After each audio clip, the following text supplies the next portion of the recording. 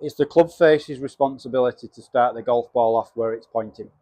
So if the ball starts straight towards your target, we can assume the club face is square. If the ball starts to the right of your target, then we know that the club face then is open. And if the ball starts to the left, the club face is closed. So let's just give you a quick demonstration of that. So deliberately now I'm going to close the club face, point it to the left of my target, which is the yellow flag out there in the distance. So if I make a swing, close the club face, that golf ball starts off to the left. The next shot, I'm going to open the club face up. So now the club face is pointing to the right of the target, make the swing, and then that golf ball starts to the right.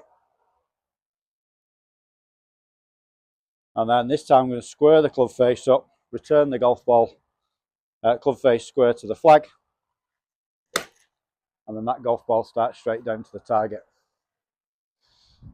So what influences do we have on the club face for it to do what it does? So first thing there, we're going to look at grip position. So obviously we talked about grip in lesson 1, but basically there, if you see the problem with the club face pointing to the right quite a lot, more often than not what we see there is a weak grip.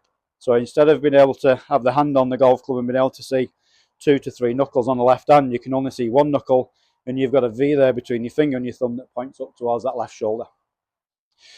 So if that's the case, best thing we can do there is turn the hand a little bit more over the top so we can see 2 to 3 knuckles on that left hand, and you've got a V between your finger and your thumb that points towards your right shoulder.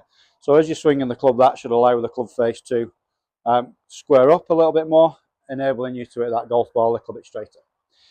If you've got the opposite problem when you're hitting the ball to the left, so the club face is close to the target, and sometimes there what you can have is a club face, a grip that's a little bit too strong, so it's a little bit too far round to the right, right hand's too far underneath the grip, left hand's too far on top. Maybe we can see all 4 knuckles, got a V between your finger and your thumb there that points towards the outer part of your right shoulder, and obviously then the V on your right hand points also outside the right shoulder.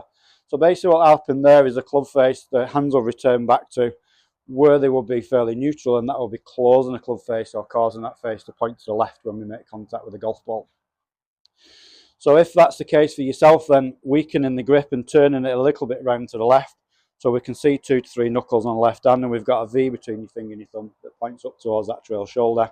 Right thumb's going to cover the left thumb, and then you've got again another V pointing between your finger and your thumb that points up towards that right shoulder. So that should then slow down the rotation of the club face, helping you to square it up. If you have a position where the grip feels fairly neutral, so it's not weak and it's sort of neutral to fairly strong, but you still got a problem with the club face being open to the target and the ball starting off to the right, and basically there we've potentially got not enough release of the golf club, so not enough rotation of the forearms. So as we're coming into there, we're looking at controlling the golf club and we're holding it in, we're holding the right hand underneath the grip, and we're leaving that club face open. So what I want you to feel there is a little bit more rotation or rolling of your right hand over the top of the left. So it increases the release and it increases the speed of rotation of the club face, helping you to square that up. So if they're the issues that you've got, if you try all of those things, checking your grip, whether it's weak or strong, and how that's going to affect with your club face, and having a look at the release of the golf club to help you square the club face up. So once the golf ball is starting in the direction you want it to, we know then that you've got an efficient movement that helps you to square the club face up every single time.